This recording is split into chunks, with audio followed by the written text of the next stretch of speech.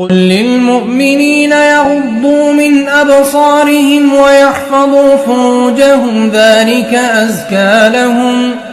إن الله خبير بما يصنعون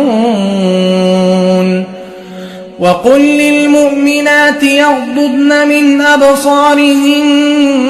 ويحفظن فروجهن ولا يبدين زينتهن